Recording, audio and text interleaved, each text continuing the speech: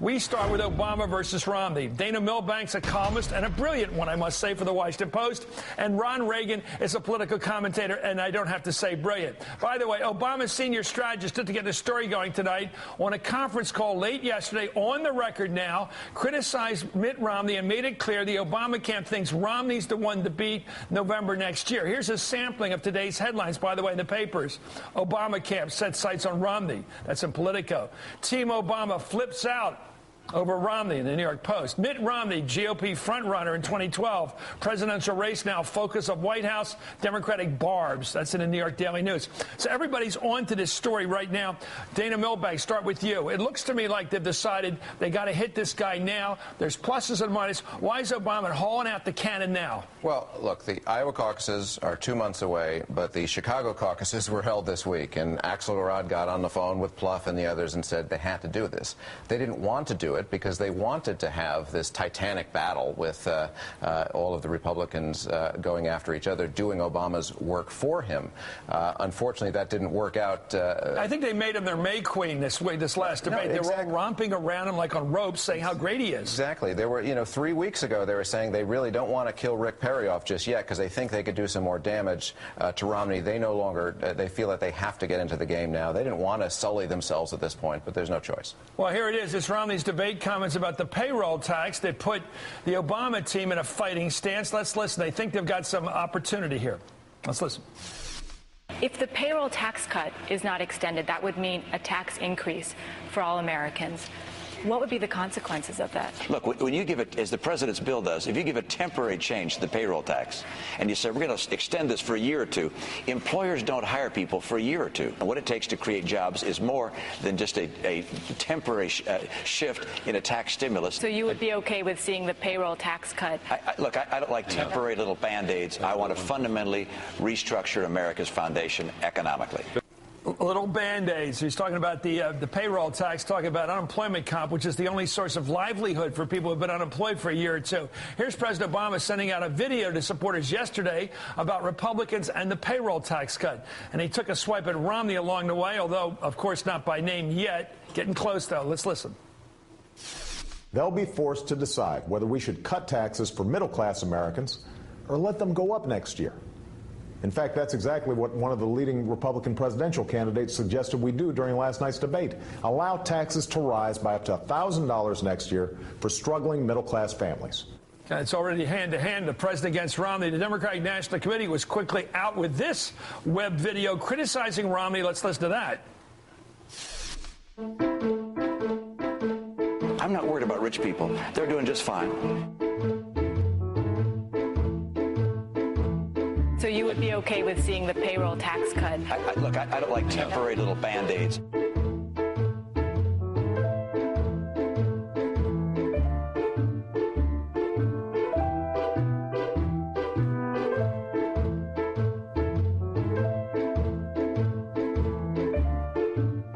Corporations are people, my friend.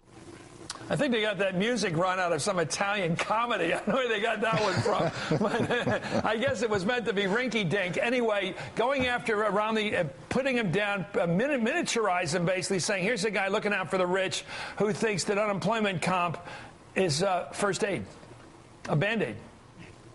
Mm-hmm. Yeah, and the Democrats seem to have hit on his weak spot also in terms of the flip-flopping. Are we hearing more from Mitt here? I'm hearing from you. Can you hear me? Oh, I'm sorry. I'm sorry. I'm Mitt up on the screen. All ears, yeah. Ron. All right. Well, they seem to have hit on that weak spot, too, of his flip-flopping, and I think that's really going to hurt him with everybody. Mitt Romney basically has two constituencies, right? He's got the conservatives who he has to win for the primaries, but he's got independents who he needs for the general election. So I think the Obama campaign eventually will settle on a sort of two-track strategy there. And for the conservatives, I think it will involve, I would think it would involve a warm embrace over Romney care. Reminding people that the Romney plan in Massachusetts was really what Obama based his health care plan on. That ought to please conservative Republicans a lot. Yeah, they're putting out words, Dana, that putting out words the last couple of days that Obama benefited from the specialists of the Romney camp. They were actually helping him design his program based based upon the success of Obamacare earlier version, meaning Romney care. It's very generous of them. But, you know, there's a little bit of schizophrenia going on here in how Obama's handling Romney. On the one hand, they want to do the flip-flopper, turn him into Al Gore or a little bit of John Kerry. But that's a fundamental change from where they've been earlier in saying he's just as conservative as Rick Perry. You know, it's conservative monster versus flip-flopper. You can't really have it both ways because they're going at each other. But it seems what's the stronger attack? Mark Penn was sitting there in that seat a couple of days ago, and he said the strongest attack, if you're Obama and his team and want to keep the White House for 4 more years, is nail this guy as a conservative, a man of the right. Let him stick him in the cement over there. That's how it had been until as recently as a couple of weeks ago. They have made that pivot now. Maybe they decided they can't compare to that Republican. They better decide what they think about the guy. Here's another DNC web video. Ron, take a look. This is the one you were anticipating out this week. It takes on Romney's changing position on Roe v. Wade. I'm not sure what they're doing, but let's listen.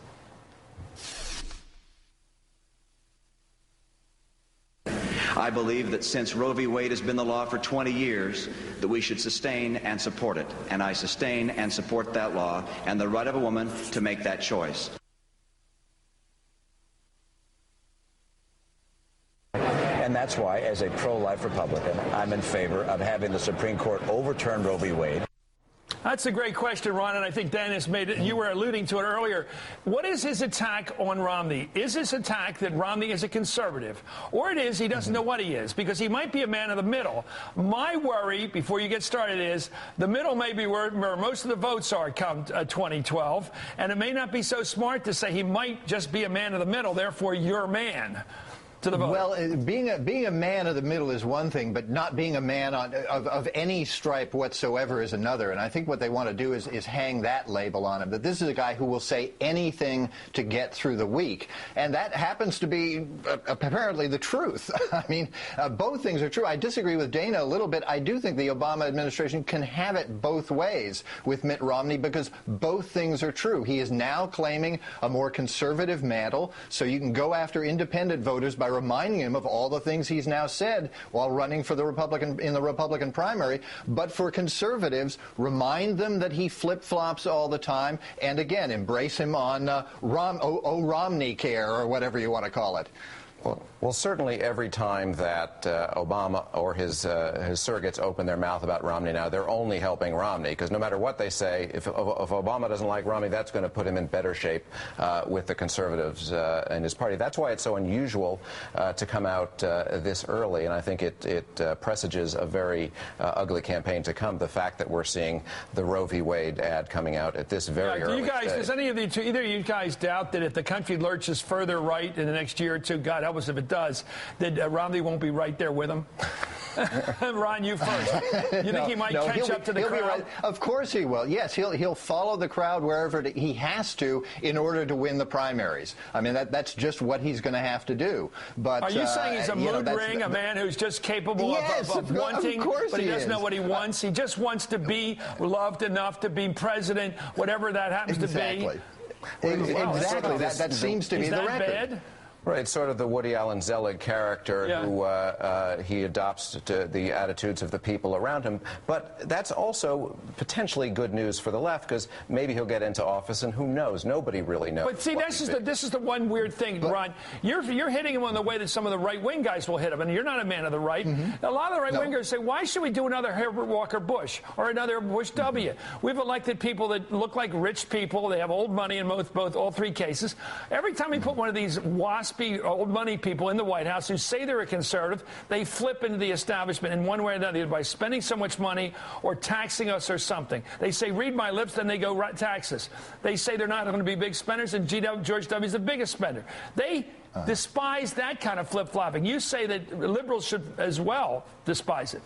Well, but I think everybody despises that sort of flip-flopping. That's what we forget. It's not a partisan issue. When you see somebody who doesn't seem to stand for anything, who goes whichever way the wind blows, you distrust him no matter what his politics are. And that's just one of the problems Mitt Romney has.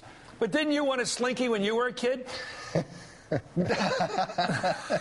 I'm just kidding. That was my favorite toy. The thing that went up and down the stairs and slinked from one. Dana, does both sides hate slinkies? Well, and seesaws. And the Americans love a seesaw. I think there's real potential here. Oh, God, this is dangerous in these metaphors. Thank you, Dana. I think we agree we don't like flip-floppers or slinkies unless we're 8 years old. Thank you, Dana Milbank, and thank you, Ron Reagan.